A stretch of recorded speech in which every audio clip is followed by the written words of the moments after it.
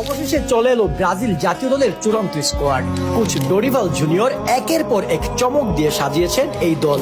দীর্ঘদিনের ইনজুরি কাটিয়ে দলে ফিরেছেন প্রিন্স নেইমার জুনিয়র। তার সাথে আছে এবার ইউরোপের টপ 5 লিগ মাতানো সেরা সেরা সব খেলোয়াড়।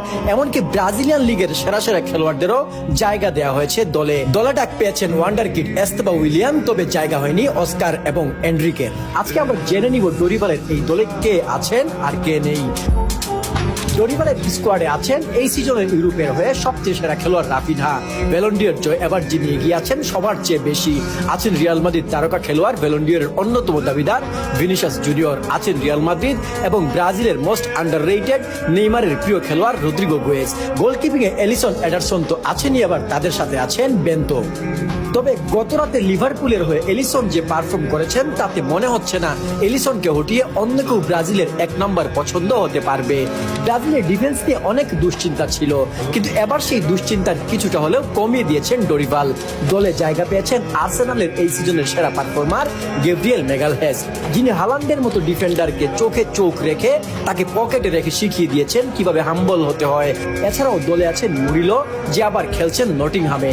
এই সিজনে নটিংহাম যে তাক লাগানো খেলা দেখাচ্ছে তার পেছনে অনেক বড় অবদান আছে এই মুরিলোর। একাই ডিফেন্সকে লিড দিচ্ছে, আবার সুযোগ পেলে লং বল প্রোভাইড, আবার কখনো ড্রিবলিং করেও ফরওয়ার্ডের নিকট বল পাঠাচ্ছে। তাকে ব্রাজিলের ভবিষ্যৎ সিলভাও বলা হচ্ছে। এছাড়াও পরীক্ষিত মার্কুইনোস তো আছেনই। মিডফিল্ড ব্রাজিলের একটা হতাশার নাম। এই মিডে ব্রাজিল একসময় দাপট দেখিয়েছে, কিন্তু সময়ের ব্যবধানে এই মিডই এখন ব্রাজিলের সবচেয়ে বড় দুর্বলতা। তবে এবার একটা ভালো উপায় এসেছে ডোরিভালের হাতে।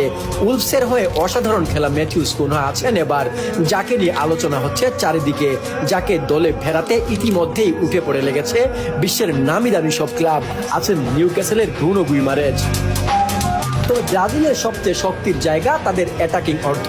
এই জায়গায় ব্রাজিলের যে পরিমাণ খেলোয়াড় আছে তা দিয়ে অনায়াসেই একাধিক টিম বানিয়ে ফেলা যায়। আর এবার তো আরো যোগ দিয়েছেন নেইমার। সামনে আর্জেন্টিনার সাথে ম্যাচটা যে খুব গরম একটা ম্যাচ হতে যাচ্ছে এটা বুঝতে আসলে খুব বাকি নেই। কাকে রেখে কাকে খেলাবেন ডোরিভাল, এই নিয়ে নিশ্চয়ই তাকে পড়তে হচ্ছে মজুর একটা সমস্যায়। তবে হিসাব অনুযায়ী নেইমার খেলবেন নাম্বার 9 হিসেবেই। তাকে দুই উইং থেকে কখনো রাফিনহা, রদ্রিগো, আবার কখনো দেখা যাবে সেভিনিও আছেন। আসুন একটু দেখে নেই ডোরিভালের সম্পূর্ণ স্কোয়াডে কে কে আছেন আর কে নেই। Alisson, Bento, Ederson, Vanderson, Wesley, Arana, Magalhaes, Danilo, Leo Ortiz, Marquinhos, Murillo, Andre, Bruno Guimaraes, Gerson, Joelinton, Matheus Cunha, Neymar Junior, Estevao, Joao Pedro, Raphinha, Rodrigo, সেবিনো এবং ভিনিসিয়াস জুনিয়র। কি মনে করেন ডোরিভাল কি পারবেন এই দল নিয়ে ব্রাজিলকে আবার জয়ের ধারায় ফিরিয়ে আনতে?